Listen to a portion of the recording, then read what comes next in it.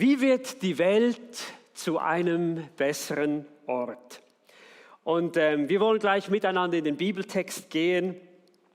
Aus dem 1. Mose lesen wir in Kapitel 9. Und dort heißt es, Gott segnete Noah und seine Söhne und befahl ihnen, vermehrt euch und bevölkert die Erde. Alle Tiere und alle Vögel werden große Angst vor euch haben.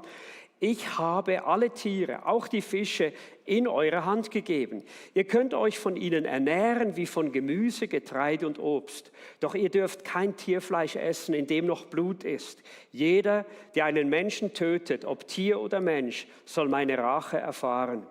Wer das Blut eines Menschen vergießt, dessen Blut soll durch Menschen vergossen werden. Denn die Menschen sind nach dem Vorbild Gottes geschaffen.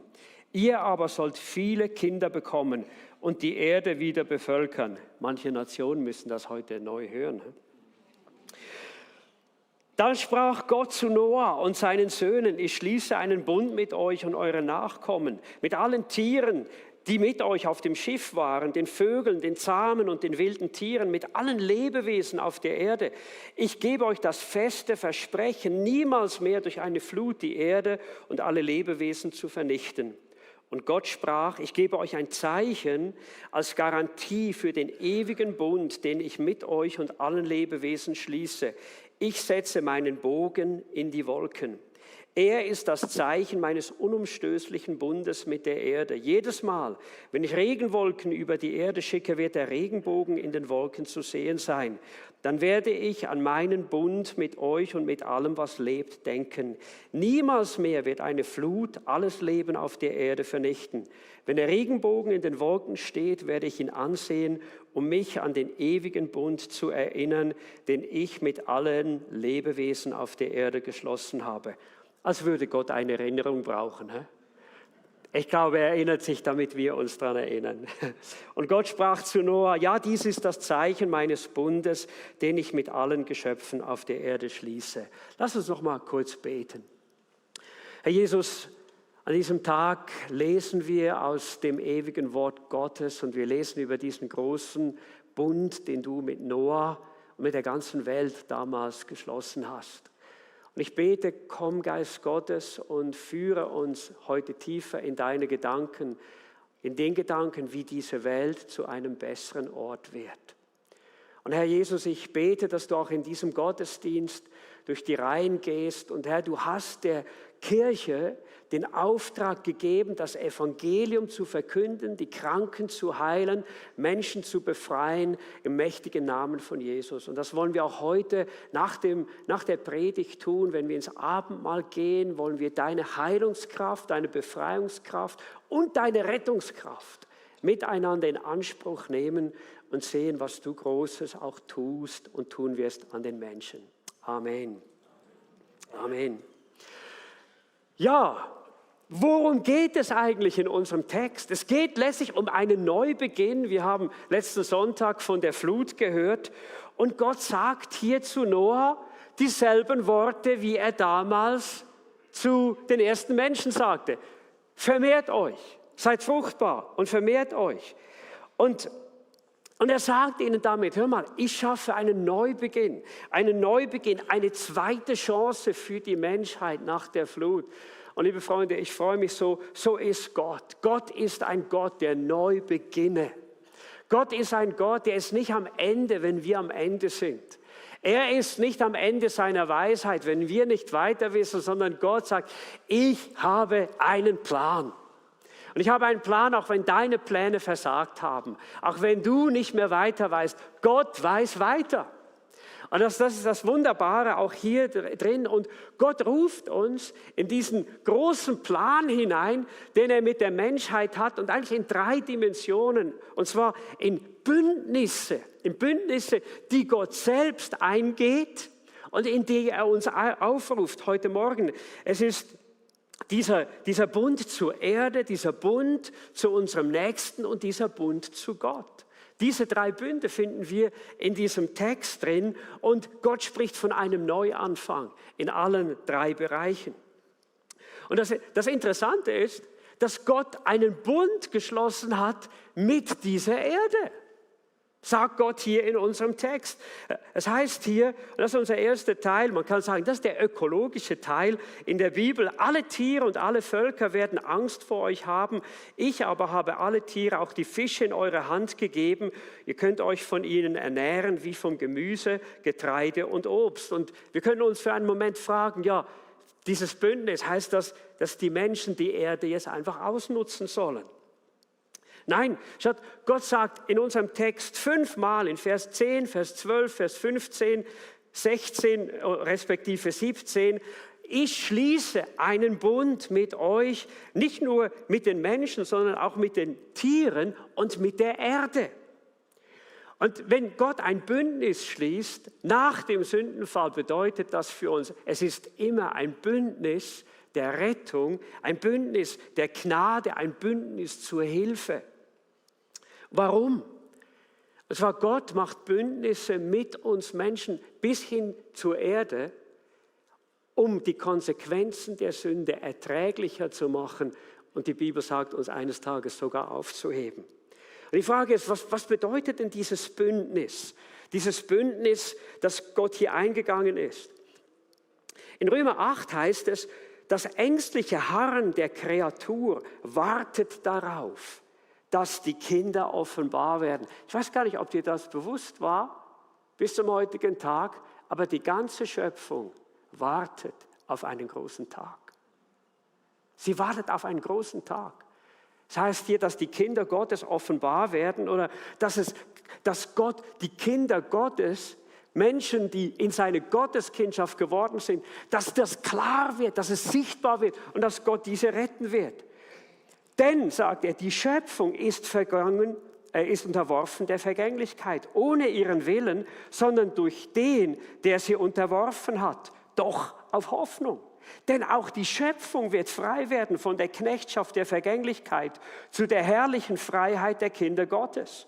Denn wir wissen, dass die ganze Schöpfung bis zu diesem Augenblick mit uns seufzt und sich ängstet.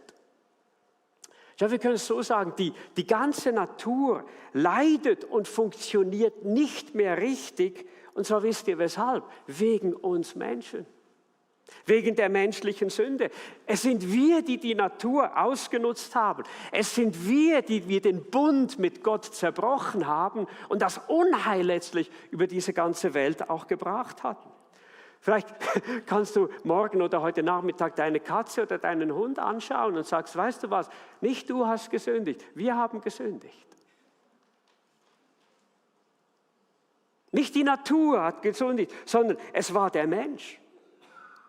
Und die ganze Schöpfung, sagt die Bibel hier, seufzt und wünscht sich und sehnt sich nach diesem großen Tag der Erlösung, dass einerseits auf dieser Welt viele Menschen noch zu Kindern Gottes werden und dass der Tag der Erlösung, der letztendlichen Erlösung, die Bibel nennt das auch die Verherrlichung der Heiligen, dass dieser Tag kommt, weil die Schöpfung weiß, an dem Tag, an dem der Mensch Gott begegnet und Gott den Menschen zu sich holt, wird auch die Schöpfung erlöst werden. Wow! Und weißt du was, dann wirst du die Tiere wieder reden hören, die du heute nicht verstehst. Und was ist unsere Aufgabe an der Natur? Ich meine, dass uns Psalm 19 hier einen Auftrag gibt. Es heißt hier, der Himmel verkündet die Herrlichkeit Gottes und das Firmament bezeugt seine wunderbaren Werke. Ein Tag erzählt es dem anderen, eine Nacht teilt es der anderen mit. Ohne Sprache und ohne Worte, lautlos ist ihre Stimme, doch ihre Botschaft breitet sich aus über die ganze Erde und ihre Worte über die ganze Welt. Was sagt die Schöpfung? Sie verkündet die Herrlichkeit Gottes. Sie gibt Zeugnis von der Herrlichkeit, von dem gewaltigen Wesen Gottes. Und was ist unsere Aufgabe? Unsere Aufgabe ist dass die Stimmen in dieser Natur, dass die Zeugnisse dieser Natur, dass die nicht aufhören, ihre Stimme zu erheben und Gottes Werk, Gottes Herrlichkeit und Gottes Größe eben zu verkündigen oder zu besingen. Und halt hier liegt unsere Gesellschaft falsch. Wir sagen in unserer Gesellschaft, save the planet. Warum?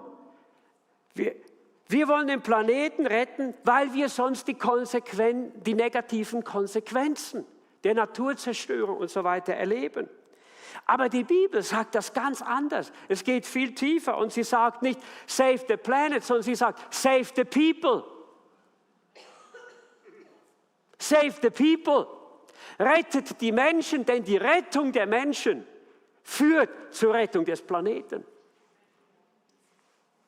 Liebe Freunde, das ist ein ganz anderer Ansatz. Und es ist ja letztlich das, was auch die Aktivisten spüren, wenn ihnen niemand zuhört auf der Straße. Was sich ändern müsste, das wären die Menschen. Aber die Menschen werden eben nicht geändert durch Aktivismus, sondern die Menschen werden geändert, indem sie ihren Erlöser kennenlernen. Ich weiß noch so gut, ich habe damals im Militär schon noch etwas Freude gehabt, auch am Militär, vor allem am Sport und der Betätigung und so. Und auch so ein bisschen auch an den Herausforderungen. Dann hatten wir Inspektion und ich war damals der Beste von 2 Kompanien, habe den Besten abgeschnitten und dann kam das Gespräch mit dem Hauptmann. Herr Theis, machen Sie weiter im Militär. Sie würden ein guter Leutnant geben, Sie würden ein guter Offizier geben eines Tages. Und dann sagte ich, ich kann nicht. Ich kann nicht. Schauen Sie, was Sie tun im Militär hat Ihre Berechtigung, aber Sie sind in der Symptombekämpfung. Mein Auftrag im Leben ist, in die Ursachenbekämpfung einzusteigen. Das war die Antwort und das war das Ende der Diskussion. Er war ein cleverer Mann. Und diesen Bund zur Natur, dass Gott diesen geschlossen hat, ist die zentrale Basis auch für uns, dass auch wir einen respektvollen Umgang mit der Natur eben auch haben, weil wir wissen, Gott hat sich mit der Natur verbunden, hat sie nicht einfach aufgegeben. Und zugleich wissen wir, dass die ganze Schöpfung eines Tages frei werden wird von ihrem Leid und auch von ihrer Vergänglichkeit und den zerstörerischen Konflikten. Wann? Wenn die Kinder Gottes ihre endgültige Erlösung erleben. Das ist Gottes Bund mit der Natur, es ist Gottes Bund, man kann sagen mit der Ökologie des Planeten. Und das Zweite ist, dass Gott uns einen Neubeginn geben möchte mit unserem Nächsten, den Bund, den Gott einging mit uns Menschen.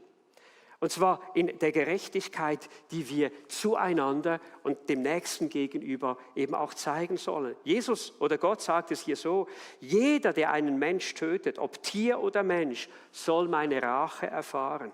Wer das Blut eines Menschen vergießt, dessen Blut soll durch Menschen vergossen werden.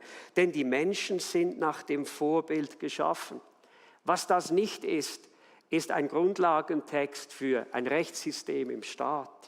Aber es geht um Gottes Sicht für den Menschen.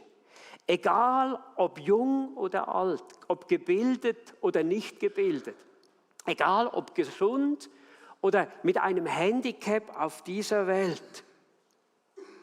Gott sagt, wer das Leben des Nächsten misshandelt, unterdrückt, zweitklassig behandelt, der greift mich an, er greift meinen Bund an, den ich mit den Menschen eingehe. Und er sagt in anderen Worten, jeder Mensch ist enorm wertvoll. Und Gott macht es nicht abhängig davon, wie wir die Menschen sehen, sondern er sagt, jeder ist in meinem Bild geschaffen. Was heißt das für uns Christen? Ich glaube, es ist für uns eine Erinnerung daran, dass unser Geben so wichtig ist. Jetzt sagt Matthias, wie kommst du jetzt plötzlich auf das?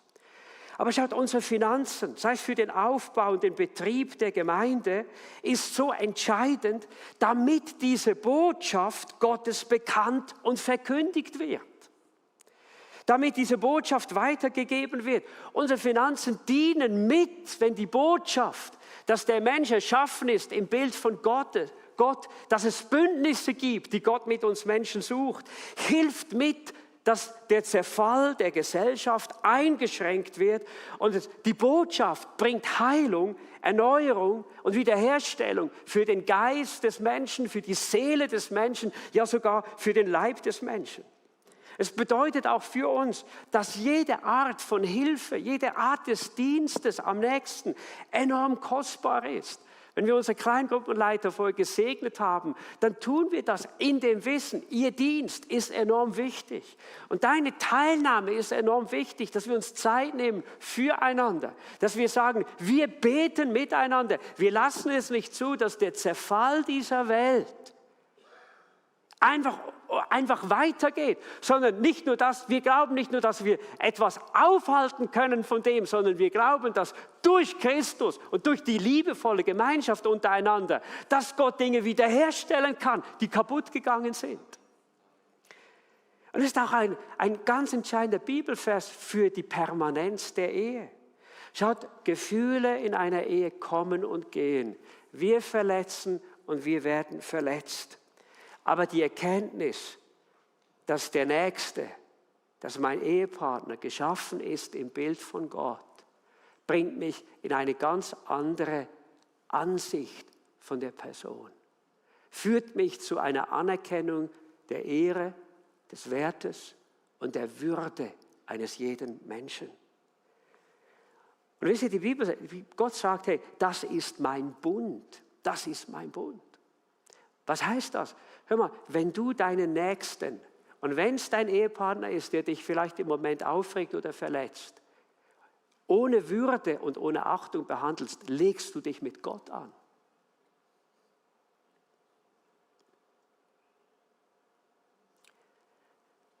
Den Ehepartner, den du hast, ist ein Geschenk von Gott für die Zeit deines Lebens. Und ich weiß noch, eines Tages sagte mir Gott, als ich mal wütend war auf meine Frau, sagte mir, Matthias, denke daran, du hast Eva für 60, 70 Jahre, dann gibst du sie zurück. Und ich werde dich fragen, wie du mit ihr umgegangen bist. Dann sagte ich nur noch eins, Chef, verstanden. Es ist die Würde des Menschen. Es geht nicht um deine Gefühle. Es geht nicht darum, der Nächste dich verletzt oder angreift. Es geht darum, dass du ihn sehen kannst im Bilde Gottes. Das ist dieser Bund, den Gott mit dem Menschen schließt. Und wir können uns auch die Frage stellen, ja, was heißt das vielleicht für Menschen, die sagen, ja, ich glaube nicht an Gott. Woher kommt dieses Gefühl in deinem Herzen, dass der Mensch eben trotzdem einen Wert irgendwo hat, eine Bedeutung hat? Woher kommt es denn, dass du um deine eigene Ehre und deinen eigenen Wert kämpfst? Schau mal, wenn du nur an die Evolution glaubst, bist du völlig auf dem Holzweg. Weil dann, daraus allein kannst du keinen Wert für dich ableiten. Kein anderes Buch auf dieser Welt gibt dem Menschen und beschreibt den Menschen mit solch einer Würde und Bedeutung wie die Bibel. Es ist Gott selbst, in dessen Bild wir geschaffen sind, der sein Denken, eigentlich auch seine Gesetze, ja die Ewigkeit in unsere Herzen hineingelegt hat. Und tief im Herzen eines jeden Menschen steckt darum dieses Bewusstsein eines Gottes, der außerhalb von Zeit und Raum steht. Es ist etwas, das Gott in dich hineingelegt hat. Und es führt uns zum letzten Punkt, und das ist der Neubeginn der Beziehung mit Gott. Da geht es um diese Gnade, die wir brauchen. Schaut, wir können die ersten beiden Punkte gutheißen. Wir können uns einsetzen für die Stimmen der Natur, dass sie nicht aufhören. Wir können uns bemühen, im Frieden mit dem Nächsten zu leben. Aber wisst ihr was, wir werden alle scheitern. Ich sage nicht, dass es die einen nicht besser machen als die anderen. Aber wir werden alle scheitern. Warum? Weil sie uns überfordern, wenn uns dieser dritte Punkt fehlt. Und das ist das Bündnis mit Gott selbst. Schaut, die generelle Kenntnis von Gott, eine Anerkennung von Gott, dass es ihn gibt und dass er vielleicht gar nicht mal so schlecht ist, reicht nicht. Reicht nicht. Und ich möchte dir sogar sagen, es reicht bei weitem nicht anzuerkennen, dass es einen Gott gibt. Gott sagt es hier in Vers 9, ich schließe einen Bund mit euch und euren Nachkommen. Weißt du, was du brauchst? Du brauchst eine Einwilligung in diesen Bund mit Gott. Was ist ein Bund? Ein Bund ist ein lebenslanges, ja von Gott her ewiges, persönliches Versprechen der Liebe und der Treue. Und von Gott her heißt es ist ein Bund, in dem Gott uns segnet, in dem Gott uns seine Güte, seine Segnung, seine Liebe erfahren lassen will. Und wir lernen über diesen Bund von Gott im Zeichen des Regenbogens. Warum? Der Regenbogen ist ein Zeichen der Gnade Gottes. Es ist ein mehrfaches Zeichen. Erstens, der Bogen erinnert uns an unsere Geschichte. Schau, du wirst nie einen Regenbogen sehen, wenn nur die Sonne scheint. Du wirst ihn nur sehen, wenn die Gewitterwolken aufziehen, wenn die Dunkelheit da ist. Und es ist eine Erinnerung an unsere Sünde, an unsere Defiziten, an unsere Schwachheiten, an unsere Imperfektionen. Der Regenbogen erinnert uns daran, mit seiner ganzen Dunkelheit, in der er letztlich dann hervorleuchtet, dass wir alle als Menschen eine tiefe Bedürftigkeit haben nach der Gnade Gottes wegen unserer Sünde. Und das Zweite, der Regenbogen ist ein Zeichen von Gottes Wunsch in unser Leben, in unsere Welt, in dein persönliches Leben hineinzuwirken. Schau mal, denn es gibt den Bogen nur, wenn die Sonne anfängt zu scheinen. Der Regen und die Wolken reichen nicht für den Regenbogen. Es braucht die Sonne, die hineinscheint. Und was Gott hier sagt, hör mal, es wird keine Sintflut mehr geben. Eines Tages wird kein Zorn mehr da sein, keine Auslöschung mehr von meiner Seite, keine Verurteilung mehr. Das ist die Beziehung, die Gott will. Und dieser Regenbogen ist letztlich ein Zeichen auf Jesus. Ist auf Jesus. Das hebräische Wort für den Regenbogen ist eigentlich nicht Regenbogen, sondern bedeutet nur Bogen, Keshet, und es meint einen Kriegsbogen. Und der erste Buchstabe, notabene nicht von links nach rechts, sondern von rechts nach links, ist Quob. Und er bedeutet so viel wie Opfer. Und es erinnert uns daran, dass Gott ein Opfer senden wird. Der zweite Buchstabe Shin bedeutet so viel wie feurige oder tiefe, leidenschaftliche Liebe. Und es steht für diese Liebe, die Gott hat zu uns Menschen und zur Natur. Und das dritte ist Tau, ist ein Buchstabe, der für Wahrheit steht. Und das erinnert uns daran, dass Gott ein Opfer der reinen Liebe, der Wahrheit in Person für uns Menschen gesandt hat, um uns von unserer Sünde zu erlösen. Und jetzt schau mal, wohin der Bogen zielt. Schau mal, wohin der Bogen zielt. Der Bogen zielt nicht auf uns Menschen, der Bogen zielt in den Himmel. In Jesaja 53 steht, doch wegen unserer Vergehen wurde er durchbohrt. Wegen unserer Übertretungen zerschlagen. Er wurde gestraft, damit wir Frieden haben. Durch seine Wunden sind wir geheilt. Was heißt das? Liebe Freunde, die Pfeile, die trafen den Sohn Gottes selbst. Und am Kreuz sehen wir noch einmal diesen Bogen, diesen Regenbogen noch einmal in seiner ganzen Dynamik. Wir sehen den Zorn Gottes über die Sünde der Menschheit, aber die nicht mehr uns trifft, sondern die stellvertretend für uns Jesus trifft.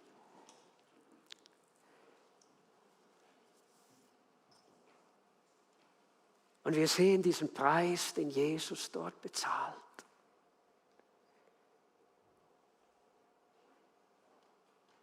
Durch seinen Tod am Kreuz. Und wir erkennen plötzlich, inmitten dieser Dunkelheit, als Jesus sagt, es ist vollbracht, erkennen wir Gottes unfassbare, gewaltige Liebe zu dir und zu mir.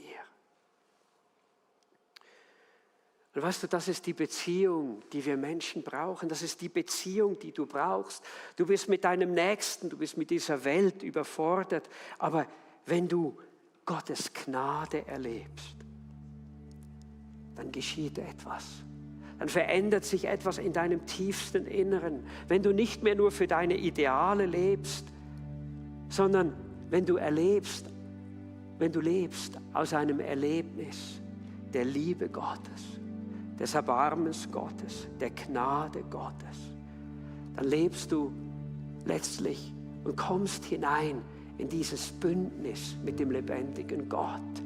Und weißt du was? Dann fangen die Tiere an zu jubeln, dann fängt die Schöpfung an zu jubeln, weil wieder etwas geschehen ist. Ein Mensch hat sich mit Gott versöhnt und das ist ihre Hoffnung, das ist ihre Zukunft.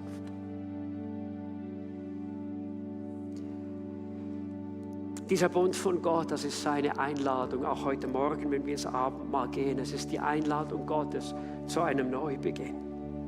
Das Abendmahl ist dieses Zeichen der Gnade, dieses Bundes, den Tod von Jesus. Es ist die Erinnerung an sein vergossenes Blut, das wir hätten vergießen müssen. Und wo Gott sagt, seit dem Sündenfall, nicht mehr ihr bezahlt, sondern mein Sohn Jesus bezahlt. Schau, was will dir Gott schenken, anstatt Verurteilung, Vergebung? Er will dir Erlösung geben, Rechtfertigung schenken. Und das ist der Bund. Das heißt, Jesus sagte, das ist der neue Bund in meinem Blut. Das ist der neue Bund in meinem Blut. Als er das Abendmahl mit den Jüngern nahm. Und er sagt, esst und trinkt. Er sagt, ich lade euch ein in diesen Bund, der euch erneuert, in diesen Bund, der euch verändert. Nehmt, esst und trinkt. Schau, was möchte Gott? Er möchte uns in diese tiefe, ewige Beziehung zu ihm einladen. Er möchte, dass du heute Morgen in deinem Herzen etwas erleben darfst von seiner befreienden Gnade. Dass du etwas erleben darfst von seiner vergebenden Gnade. Dass du an diesem Tag in Jubel in deinem Herzen ausbrechen kannst, weil du weißt, die Strafe liegt auf Jesus. Gott hat sie von mir weggenommen. Aber die Frage ist, will ich diesen Bund einerseits mit Gott annehmen? Wenn du noch nie in diesen Bund eingetreten bist, dann möchte ich dich einladen heute, nimm doch diesen Bund an. Und wie kannst du das tun? Du kannst diese Stimme, die du heute hörst in deinem Herzen, die dir sagt, nimm doch diesen Bund an mit Gott. Nimm diesen Bund an mit Jesus. Du kannst mit deiner Stimme diesem Bund zustimmen. Und du kannst sagen, in deinem Herzen und mit deinem Mund, ja, ich will. Vielleicht musst du heute Morgen deinen Bund erneuern oder den Bund erneuern mit deinem Nächsten. Vielleicht bist du hier und du weißt, es stehen Dinge zwischen dir und deinem Nächsten. Dann ruft Gott dich auf heute und sagt, hör mal, schaue den Nächsten an, wie ich ihn sehe. Und gib ihm die Gnade weiter, die du empfangen hast. Gib sie einfach weiter. Filtere sie nicht durch deine Gefühle, filtere sie nicht durch deine Emotionen, sondern filtere sie durch die Wahrheit.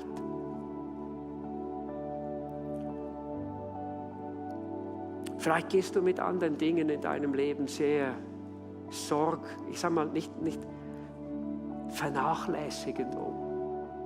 Weißt du was, heute kannst du, wenn du an die Bündnisse Gottes denkst, mit neuer Sorgfalt auch Dinge in deinem Leben angehen und tun, sei es deine Zeit, sei es deine Beziehung zu anderen Menschen, sei es den Umgang mit dir selbst.